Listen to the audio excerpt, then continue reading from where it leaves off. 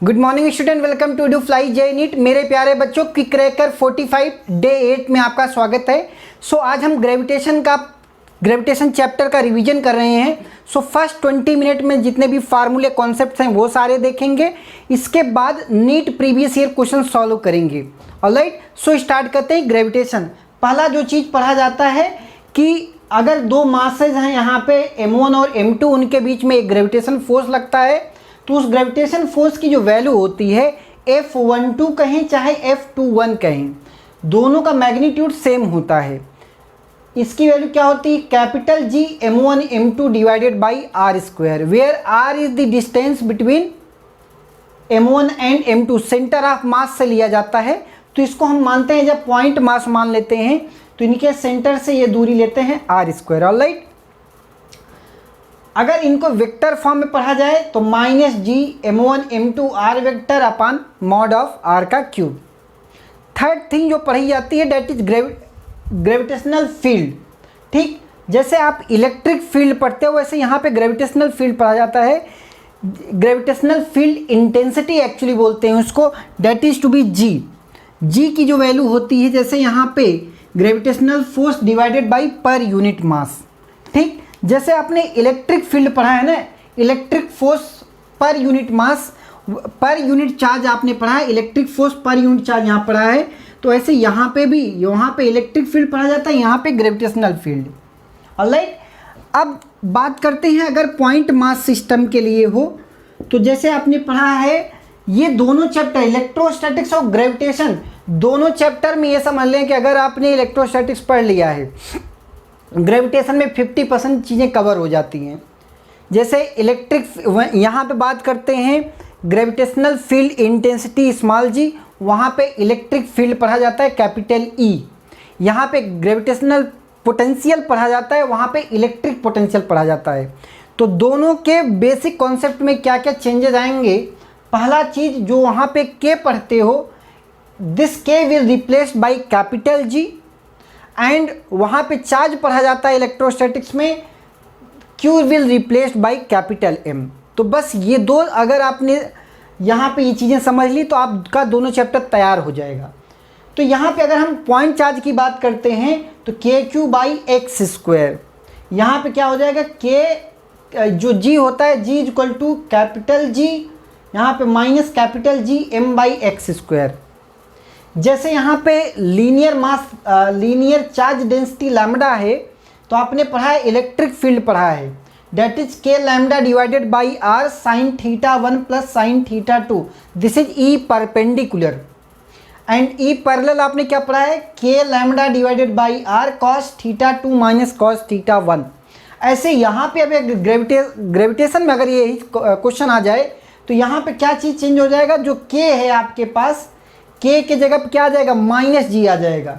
और लैम्डा जैसे यहाँ पे लीनियर चार्ज डेंसिटी है, वहाँ पे लैम्डा क्या हो जाएगा? लीनियर मास डेंसिटी की वैल्यू क्या हो जाएगी? -g lambda divided by R sine theta 1 plus sine theta 2।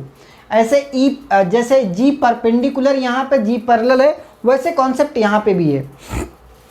जैसे रिंग की वजह से आपने पढ़ा होगा इलेक्ट्रोस्टैटिक्स में, ऑन दी एक्सिस पढ़ा होगा, रिंग के सेंटर पर पढ़ा होगा। तो रिंग के सेंटर पे चूंकि सिमेट्री होने की वजह से एक दूसरे क्या कर देते हैं? कैंसिल आउट कर देंगे।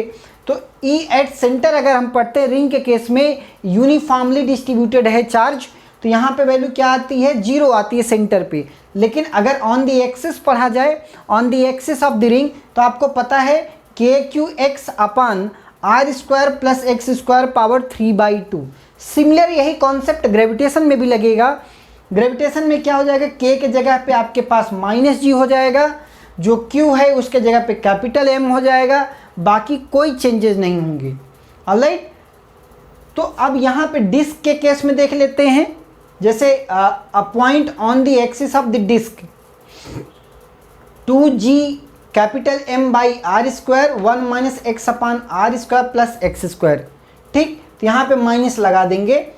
फिर यहाँ पे हॉलो स्फीयर, ये क्वेश्चन बहुत पूछा जाता है, ये due to hollow sphere gravitational field intensity कैसे वेरी करती है उसका। हॉलो स्फीयर केस में इनर साइड पे क्या होगा? हॉलो स्फीयर के सरफेस पे ग्रेविटेशनल फील्ड इंटेंसिटी क्या होगी और आउटर पे क्या होगी। ये तीन चीज़ें बच्चों बहुत पूछी जाती हैं। तो यहाँ पे पहले अगर हमें हॉलो स्फीयर के केस में इन साइड पे पूछा जाए तो ग्रेविटेशनल फील्ड यहाँ पे 0 हो जाता है। अगर हमें सरफेस पे पूछा जाए तो वैल्यू क्या हो जाएगी -gm/r²। और अगर आउटर पे पूछा जाए तो यहाँ पे क्या हो जाएगा -gm/x² आ जाएगा। ऑलराइट, तो ये दो बेसिक यहाँ पे चीज़ें हैं हॉलो स्फीयर के केस में। इसका ग्राफ जो है यहाँ से यहाँ तक कुछ नहीं होगा, इलेक्ट्रिक ग्रेविटेशनल फील्ड 0 होगी, इसके बाद इस तरीके से इसका कर्वेचर बनता है। अगर हम यहीं पे बात इलेक्ट्रिक फील्ड में करें तो यहाँ पे भी अगर आपके पास सपोज एक हॉलो स्फीयर है, ठीक, तो यहाँ पे σ/4ε0, वे सिग्मा क्या है, sigma is the charge density है। यहाँ पे सिग्मा क्या है, चार्ज डेंसिटी है। बात करते हैं due to solid sphere gravitational field intensity कैसे वेरी करती है। ड्यू टू सॉलिड स्फीयर याद रखेंगे, जो आपके पास ये यहाँ से यहाँ तक ड्यू टू सॉलिड स्फीयर अगर हम पढ़ रहे हैं तो यहाँ से यहाँ तक कंटिन्यूसली वेरी होती है। यहाँ से यहाँ तक ग्रेविटेशनल फील्ड बढ़ेगी, यहाँ पे आके कांस्टेंट हो जाती है। इसके ये एट दी सरफेस है, मतलब एक x = r है, ये x = r है, यहाँ पे आके एकदम कांस्टेंट हो जाती है। इसके बाद ये वेरिएशन जो है आउटर पे जाए, g की value g directly proportional to 1/x²। फार्मूले देखते हैं कि इनर पे हमने क्या बताया कि आपके पास -gmx/r³ capital R³ when you are increasing with x, मतलब आप सेंटर से यहाँ पे सेंटर से दूर जा रहे हैं, मतलब इट इज़ कंटिन्यूसली इंक्रीजिंग, और यहाँ पे माइनस साइन लगता है, तो इस वजह से क्या होता है, ये नेगेटिव में जा रहा है। ठीक, ये सारी चीज़ें कांस्टेंट है। अब यहाँ पे जैसे ही सरफेस पे आ गए क्या हुआ, व्हेन x = r, जैसे ही आपने x के जगह r भरा तो ये एक r कैंसिल, तो आपके पास क्या वैल्यू आ गई, -gm/r²। ये फार्मूला याद कर लें, this is eight the surface. समझ में आ रहा है बच्चों। अगर हम आउटर पे बात करें, आउटर पे क्या हो जाएगा, x की कोई सा भी वैल्यू x > r पे अगर हम बात करें तो यहाँ पे वैल्यू क्या हो जाएगी, -gm/x²। ठीक, अब सिक्स्थ चीज़ जो समझते हैं ग्रेविटेशनल पोटेंशियल एनर्जी, जिसको बोलते हैं GPE। जैसे वहाँ पे इलेक्ट्रिक पोटेंशियल एनर्जी पढ़ते थे, ऐसे यहाँ पे सिमिलर कॉन्सेप्ट है ग्रेविटेशनल पोटेंशियल एनर्जी। अब आपके पास वैल्यू क्या है, -gm1m2/r होता है। वहाँ पे आपने क्या पढ़ा था, k(q1q2/r), समझ में आ रहा है ना। तो वहाँ पे m जो है, जो q होता है यहाँ पे m से रिप्लेस हो जाएगा ग्रेविटेशन में। जो आपका k वहाँ पे होता था इलेक्ट्रोस्टैटिक्स में, यहाँ पे -g से रिप्लेस हो जाता है, बाकी कोई अंतर बिल्कुल नहीं है। ठीक, अब यहाँ पे अगर हम बात करें, आपके पास 3 पॉइंट चार्ज सिस्टम है, 1 2 3, और इनके बीच की सेपरेशन d है। इक्विलेटरल ट्रायंगल पे 3 मास रखे गए हैं। ठीक, और मास की वैल्यू m है, तो ये वैल्यू क्या आ जाएगी, अगर देखें तो -gmm/d, फिर -gmm/d, -gmm/d, तो ये आपके पास क्या है, 3 टाइम्स आ रहा है, तो वैल्यू क्या हो जाएगी, -3gmm/d आ जाएगा। ऑलराइट, फिर यहाँ पे ग्रेविटेशनल पोटेंशियल पढ़ते हैं। ग्रेविटेशनल पोटेंशियल यहाँ पे पढ़ते हैं, इलेक्ट्रोस्टैटिक्स में इलेक्ट्रिक पोटेंशियल पढ़ते हैं। दोनों का कॉन्सेप्ट बिल्कुल सेम है, बस चीज़ें ध्यान से सुने कि work done in a bringing a unit mass from infinity two point against the gravitational force. आप इन्फिनिटी से एक मास, यूनिट मास को उठा करके ग्रेविटेशनल फील्ड में ले आने में जो आपने कार्य किया, that is stored in the form of gravitational potential. Alright, so ये आपके पास क्या हो जाएगा, v = u/m0। ठीक, मतलब पर यूनिट मास में जितना आपने काम किया, that is called as gravitational potential. Alright, और ग्रेविटेशनल पोटेंशियल एनर्जी क्या हो गया कि आपने इन्फिनिटी से किसी मास को उठा करके ग्रेविटेशनल फील्ड में ले आने पे ग्रेविटी फोर्स के अगेंस्ट जो आपने काम किया, that will stored in the form of potential energy, that is called as GPE, gravitational potential energy. समझ में आ गई इतनी बातें। अब फिर आते हैं ड्यू टू, अब यहाँ पे बात आती है कि ड्यू टू रॉड जो आपके पास ग्रेविटेशनल पोटेंशियल आया, डेट इज u/m0, अगर रॉड के केस में आ जाए कि रॉड जो है वो आपके पास लीनियर मास डेंसिटी है जिसकी वैल्यू लैम्डा है, किसी पॉइंट जिसकी लेंथ एल है, अगर ए पॉइंट पे हमें पूछा जाए तो वैल्यू क्या हो जाएगा, minus G lambda L N A plus L by A हो जाएगा। ठीक, फिर आपने रिंग की वजह से भी पढ़ लेते हैं। रिंग की वजह से ऑन द एक्सिस वैल्यू क्या हो जाएगी, minus G M by R square plus x square. वैसे आप एक चीज़ जानते हो, इलेक्ट्रिक पोटेंशियल और इलेक्ट्रिक फील्ड और इलेक्ट्रिक पोटेंशियल, वैसे यहाँ ग्रेविटेशनल फील्ड, ग्रेविटेशनल पोटेंशियल, एक फार्मूला आपने पढ़ा था कि जो वी होता है that is E is equal to minus d V over d x minus d V over d r. ठीक, वही सेम कॉन्सेप्ट है। अगर आपके पास यहाँ पे v निकालना है तो ई डॉट डी आर कर लेंगे। ठीक, फिलहाल यहाँ पे अगर हम देखें तो Vp की वैल्यू किसी भी पॉइंट पे वैल्यू क्या आ जाएगी, minus G M by under root of R square plus x square. अगर हम एट द सेंटर बात करना चाहें तो बच्चों क्या चेंज हो जाएगा, आप बताओ कि अगर हम सेंटर पे यहाँ पे इलेक्ट्रिक ग्रेविटेशनल पोटेंशियल निकालना चाह रहे हैं तो यहाँ पे x की वैल्यू क्या हो जाएगी, it is going to be zero. ये आपके पास x की वैल्यू है और ये क्या है, this is radius of the ring है। ठीक, अगर x की वैल्यू जीरो कर दूंगा तो यहाँ पे वैल्यू क्या हो जाएगी, minus G M by R हो जाएगा। अच्छा, वहाँ पे आपने रिंग की वजह से इलेक्ट्रिक पोटेंशियल भी पढ़ा था। इलेक्ट्रिक पोटेंशियल की वैल्यू क्या थी, के क्यू बाई आर था, के क्यू बाई आर था। यहाँ पे क्या है, माइनस के minus G M by R है। ठीक, समझ में आ रहा है ना। इसका मतलब कि ये रिंग के कहीं पे भी आपसे पूछा जाए ग्रेविटेशनल पोटेंशियल तो आप बता सकते हो। अच्छा, इसमें बहुत कन्फ्यूजन होता है, मतलब इलेक्ट्रिक पोटेंशियल कई बार क्या होता है, ग्रेविटेशन का चैप्टर पढ़ा रहा हूँ और बात आती है इलेक्ट्रिक पोटेंशियल, चूँकि बच्चे लिंक नहीं कर पाते। ये दोनों चैप्टर बखूबी लिंक हैं। अगर आप इसको एक A4 शीट में दोनों के फार्मूले लिख, जैसे मैं यहाँ बना रहा हूँ वैसे आप भी बनाएंगे तो आपको लगेगा कि नहीं ये दोनों चैप्टर एक ही हैं। ठीक, तो आप उस बच्चों इस तरीके से उसको पढ़ना है। ठीक है, अब अगर हम बात करते हैं डिस्क की बात कर लें तो ये वैल्यू क्या थी, minus G sigma 2 pi under root of R square plus x square minus x. Basically यहाँ पर सिग्मा क्या है, सिग्मा इज दी सरफेस, जैसे वहाँ पर सिग्मा सरफेस चार्ज डेंसिटी था, यहाँ पर सरफेस मास डेंसिटी है सिग्मा। ठीक, फिर अगर हम बात करते हैं हॉलोस्फीयर की, हॉलोस्फीयर के केस में यहाँ पे ये जो वैल्यू होती है यहाँ पे कांस्टेंट हो जाती है, यहाँ पे क्या हो जाएगी, कांस्टेंट हो जाएगी।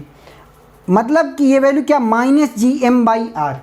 ठीक, इसके बाद एट दी सरफेस क्या हो जाएगा, minus G M by R ही रहेगा। इसके बाद अगर आप आउटसाइड सरफेस जाते हैं तो क्या हो जाएगा, minus G M by small r हो जाएगा।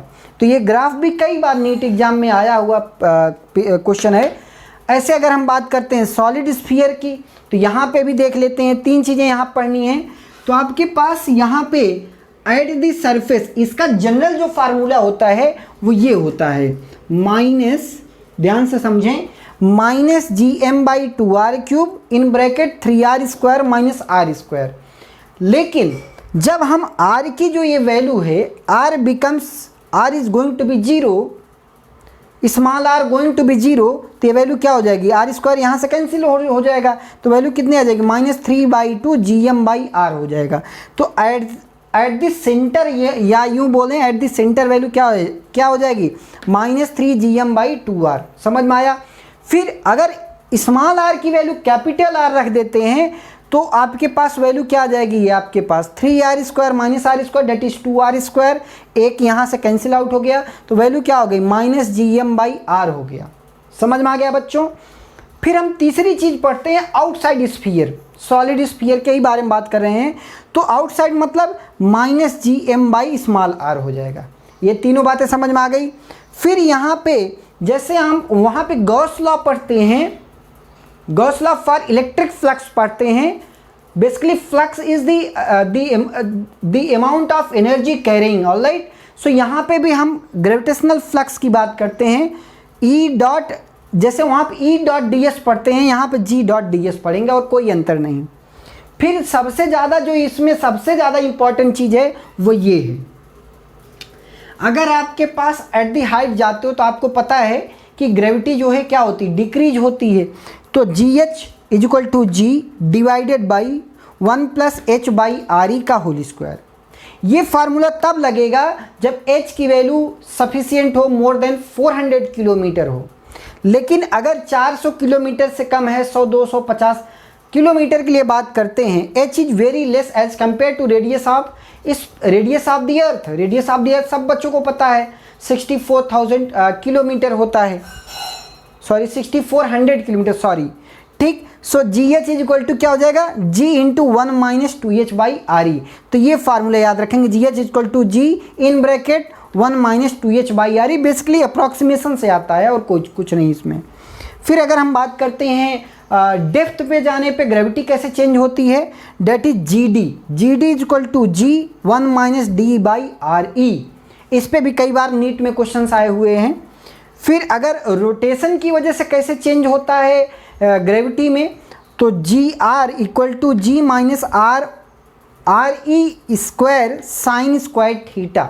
वे थीटा कहाँ से लेते हैं, डेट इज फ्रॉम पोल, यहाँ से आपके पास पोल से लेते हैं थीटा, इस तरीके से थीटा लेते हैं। तो अगर थीटा की वैल्यू 0 हो जाए इसका मतलब वो पोल है, थीटा की वैल्यू 90 हो जाए तो ये वैल्यू क्या पाई बाई 2, तो साइन पाई बाई 2 वैल्यू क्या हो जाएगी 1 हो जाएगी। तो वैल्यू क्या हो जाएगी, जी एट इक्वेटर पढ़ते हैं, that is G minus R E omega square. Alright.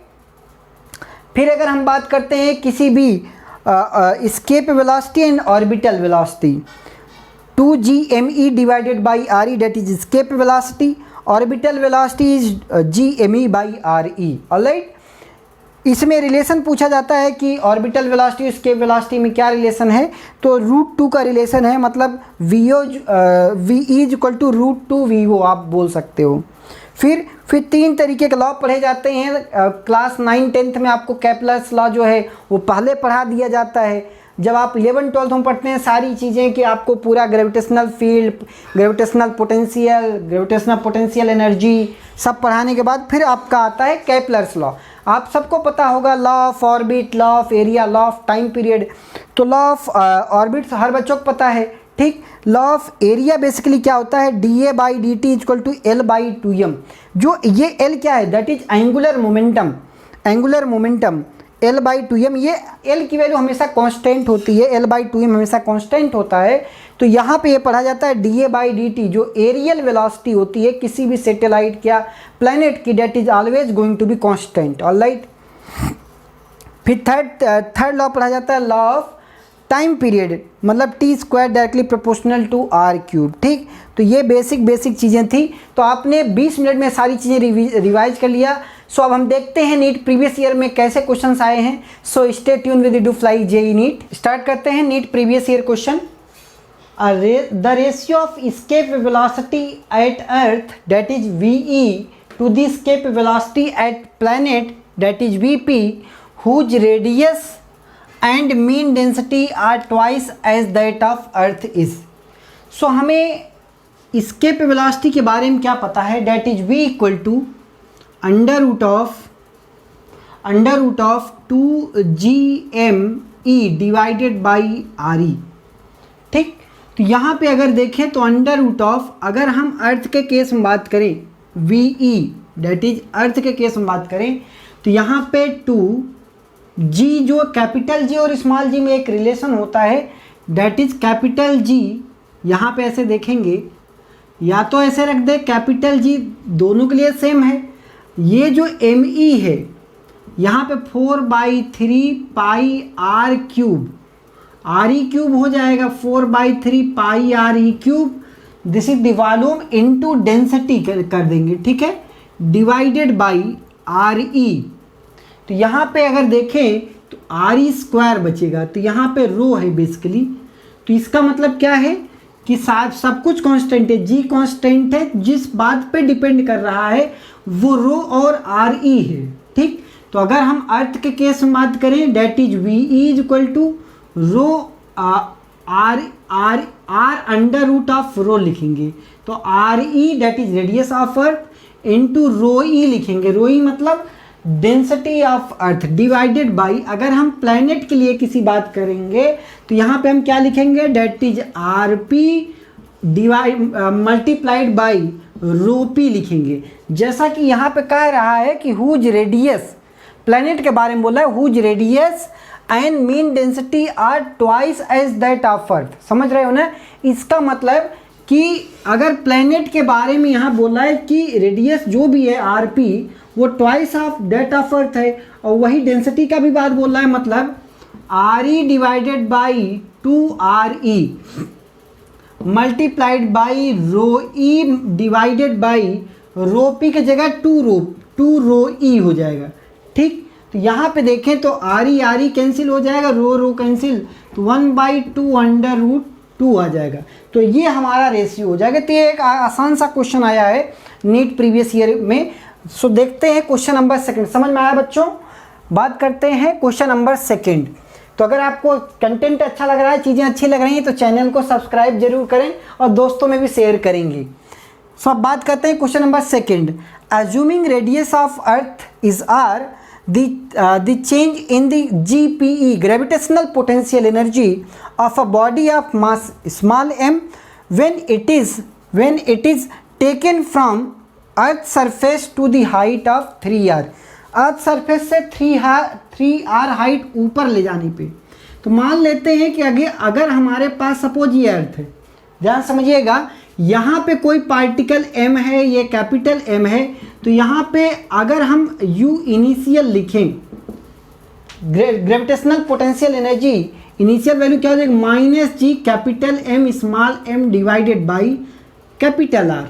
अगर हम इसी मास को 3r ऊपर ले जाएं, कितना r, 3r ऊपर ले जाएं, ये क्या है, रेडियस ऑफ अर्थ है, तो u फाइनल की वैल्यू क्या हो जाएगी, -g m into capital M into small m divided by r plus 3r that is to be 4r। हमें चेंज पूछा है। चेंज का मतलब क्या होता है, किसी भी चेंज मतलब ग्रेविटेशनल पोटेंशियल एनर्जी का चेंज मतलब u final minus u initial. समझ में आ रहा है? अब u फाइनल की वैल्यू आपको पता है -4 capital M small m divided by 4r minus, फिर माइनस लगा है g capital M small m by r। तो अगर माइनस ये करें तो ये माइनस हटा के तो ये प्लस हो जाएगा, तो एलसीएम कितना हो जाएगा, 4r हो जाएगा। समझ में आ रहा है? That is to be 4r। So -g capital M small m plus 4 times of g capital M small m। तो यहाँ पे एक पॉजिटिव है एक नेगेटिव, तो आंसर क्या आ जाएगा, 3g capital M small m divided by 4r। ये चेंज हो जाएगा। समझ में आया? ये question number second previous year.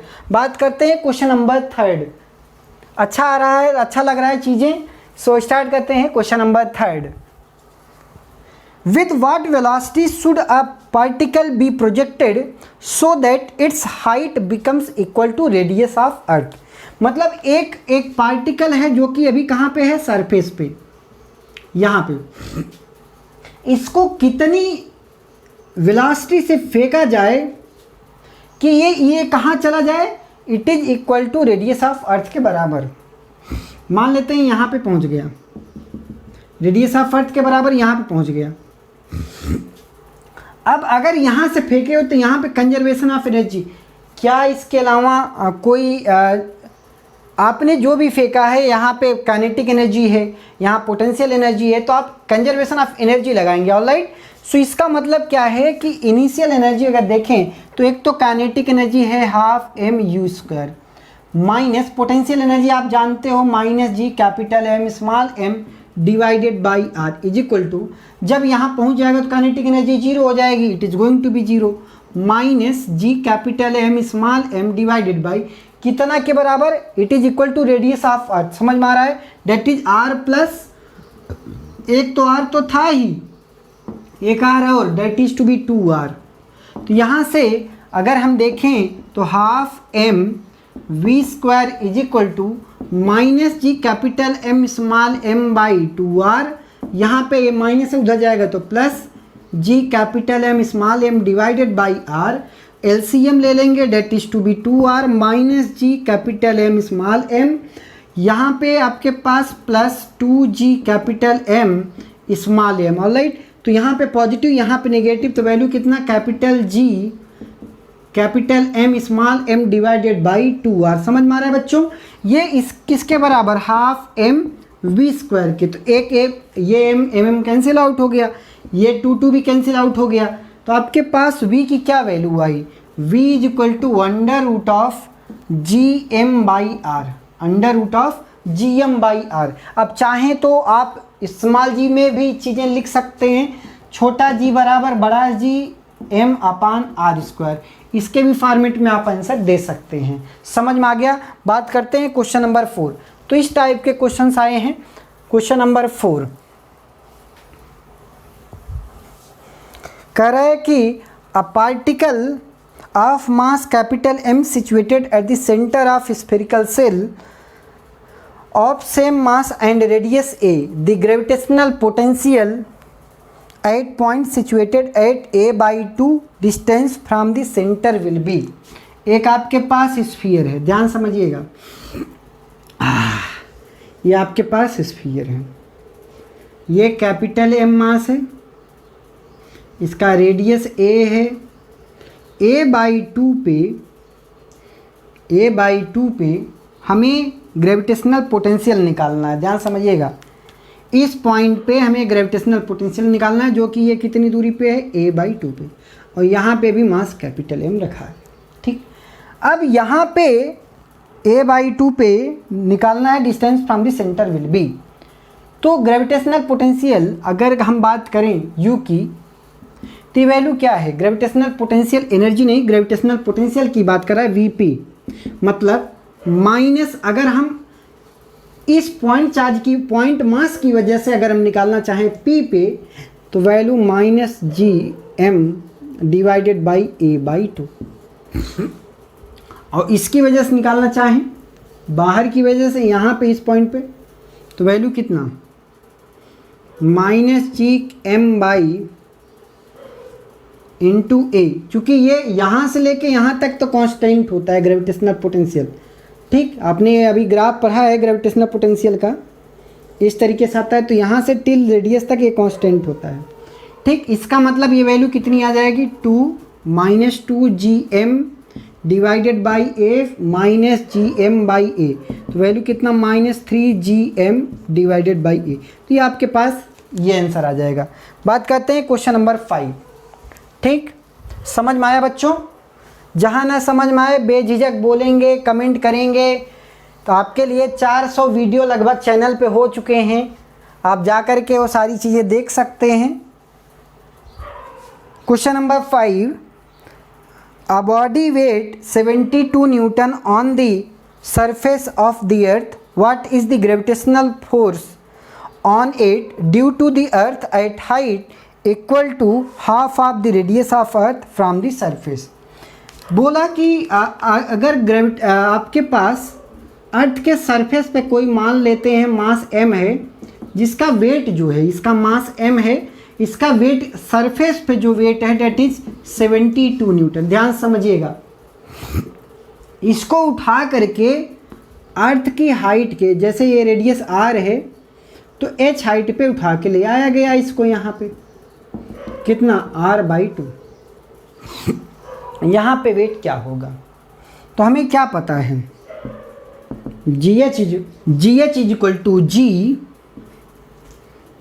अब हमें सफिशिएंट ये हाइट तो मतलब रेडियस के लगभग कंपेरेटिवली है, तो G upon 1 plus h by are E का होल स्क्वायर वाला ये फार्मूला लगाएंगे।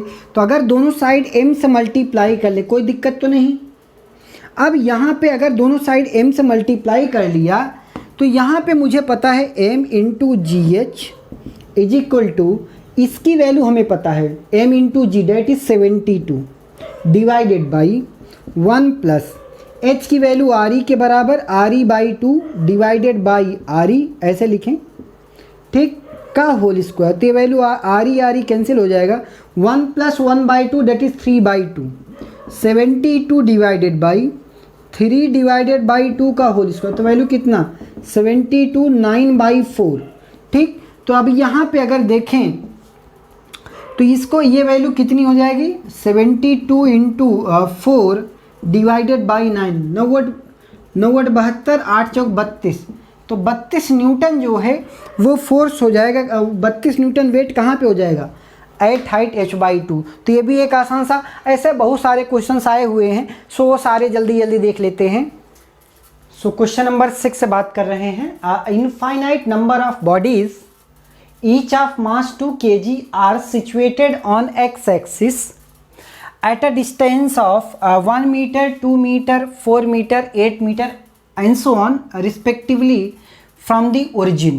The resulting gravitational potential due to the system at origin will be. अब आपके पास यहाँ पे you have the, this is the origin, so mass this is 2 kg, then at a distance of 1 meter, then 2 meter, then 4 meter, then 8 meter, so this is 2 kg, this is also 2 kg, this is also to be 2 kg. So asking for potential at origin. So potential, gravitational potential, here we are it means that gravitational potential energy, that is gravitational potential, that is V minus gm by r. Alright, minus gm by r. So minus g, m value is 2, r value is 1, plus minus g, m value is 2, r value is 2, minus plus minus G M value is 2 divided by 4। Alright, so यहाँ से and so on, अगर ऐसे हो रहा है तो minus 2g common हो जाएगा, सो माइनस 2g कॉमन हो जाएगा, तो वैल्यू 1/1 माइनस कॉमन हुआ है तो 1/1 plus 1/2 plus 1/4 plus 1/8 up to infinity. ठीक, अगर infinity sum of this is the sum of infinite GP, तो वैल्यू कितनी आ जाएगी, minus 2g in bracket a/1 minus r, so a/1 minus 1/2, तो 1 माइनस 1/2 डेट इज 1/2, तो 2 ऊपर जाएगा तो माइनस 4g, ये आपके पास क्या हो जाएगा, ये आंसर हो जाएगा। Alright, everything is okay. So बात करते हैं क्वेश्चन नंबर 7। तो यहाँ पे बेसिक मैथमेटिक्स का भी यूज किया और ग्रेविटेशनल पोटेंशियल का भी यूज किया। बात करते हैं क्वेश्चन नंबर 7 में।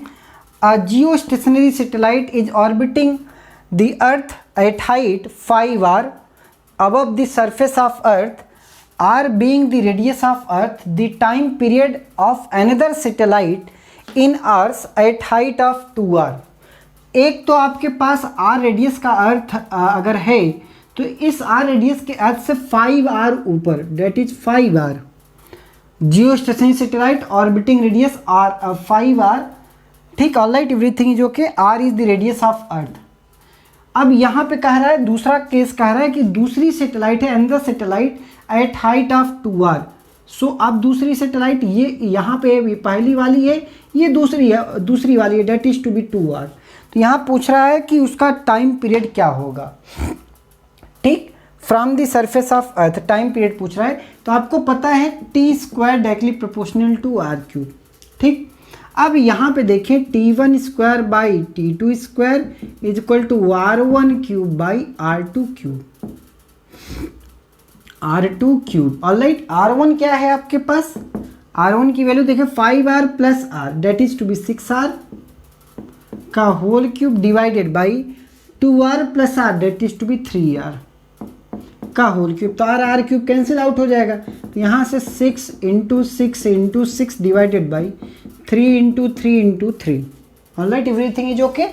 अब यहाँ पे देखें तो ये वैल्यू कितना, तो ये सब कैंसिल कर 2 2 जा 4 2 जा 8। ठीक, अब हमें t2² चाहिए, t1 की वैल्यू हमें पता है।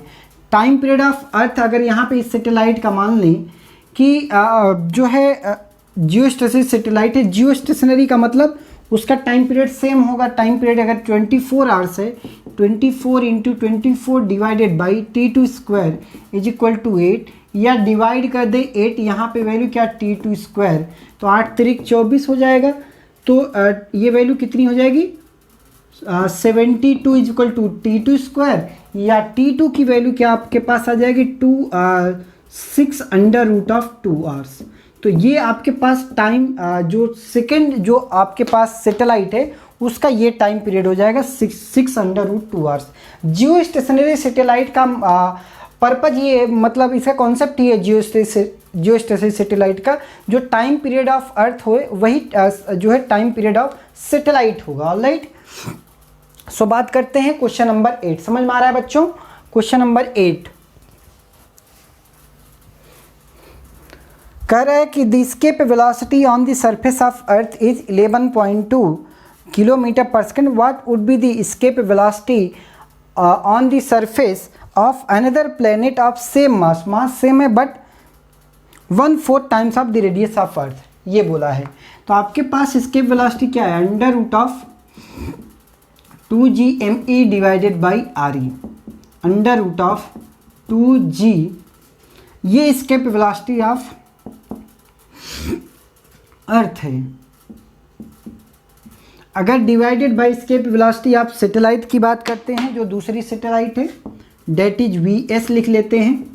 तो यहाँ पे सब कुछ वही है, 2G भी सेम है, मास भी सेम है अर्थ के बराबर, लेकिन रेडियस यहाँ पे जो प्लैनेट की है, सॉरी सैटेलाइट की है 1/4 है। सो 1/4 ऑफ RE।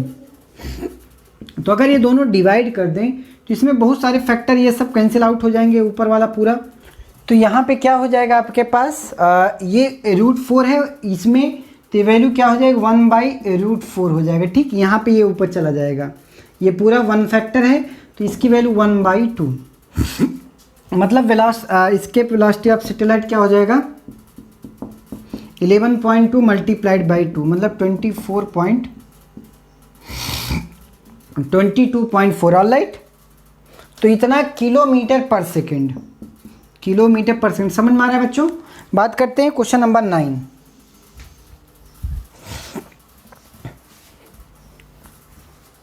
कह रहा है कि the distance of planet from the sun 10⁻13 and 10⁻12 metre respectively, the ratio of time period of these two planet is. तो दो प्लैनेट हैं, सो T1 मान लेते हैं, T1/T2 बराबर R1³ by R2³।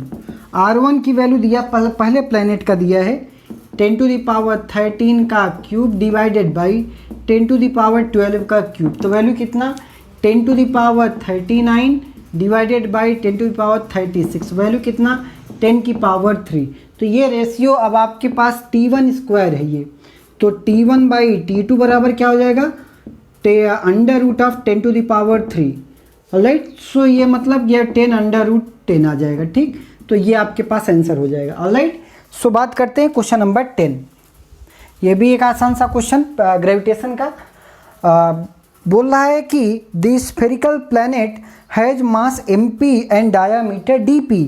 The particle of mass m falling freely near the surface of the planet will experience an acceleration due to gravity equal to. अब आपके पता है acceleration due to gravity G बराबर capital M GM/RE²। ठीक, so this is the relation between gravitational constant and gravitational gravity acceleration due to gravity. So G तो same है। ठीक, M की वैल्यू यहाँ पे MP है, that is MP upon DP के जगह यहाँ डायामीटर दिया है तो डेट इज DP/2 लिख देंगे ना, यहाँ पे DP/2 का होल स्क्वायर। तो वैल्यू कितना GMP डिवाइडेड बाई DP², यहाँ पे 4GMP डिवाइडेड बाई DP², ये आपके पास G की वैल्यू हो जाएगी। Alright, everything is okay. मेरे प्यारे बच्चों, आज के लिए बस इतना ही। आपके अगर डाउट्स हैं तो 9427606087 पर आप हमें व्हाट्सएप करें, मैं उसका रिप्लाई दूंगा। आप ऐसी ही तैयारी रखें और जम के मेहनत करते रहें।